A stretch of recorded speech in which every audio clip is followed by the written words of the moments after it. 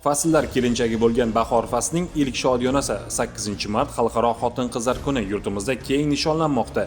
Shu munosabat bilan Sirdaryo viloyati Ichki ishlar boshqarmasida bayram tadbiri bo'lib o'tdi. Unda boshqarma rahbariyati, sohaviy xizmatlar vakillari hamda shaxsiy tarkib ishtirok etdi.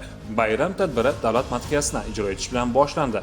Shundan so'ng O'zbekiston Respublikasi Ichki ishlar vaziri general-mayor Aziz Toshpo'latovning ichki ishlar organlarida yurtimiz tinchligi yo'lida fidokorona kunu tun xizmat qilib kelayotgan ayol xodimalarga yo'llangan bayram tabrigi o'qib eshittirildi.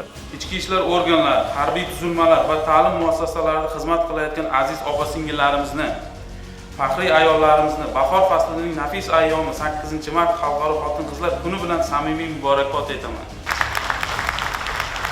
Tantanali tadbir davomida ichki ishlar organlarida ko'p yillik samarali mehnati, sog'lom va barkamol avlodni voyaga yetkazish, ularni sadoqat ruhida tarbiyalash ishlariga munosib hissa qo'shganiga hamda 8-mart Xalqaro xotin-qizlar kuni munosabati bilan bir guruh xodimlarga Ichki ishlar vazirligining ko'krak nishonlari, faxriy yorliq, esdalik qo'l soatlari, muddatidan oldin unvonlar topshirildi.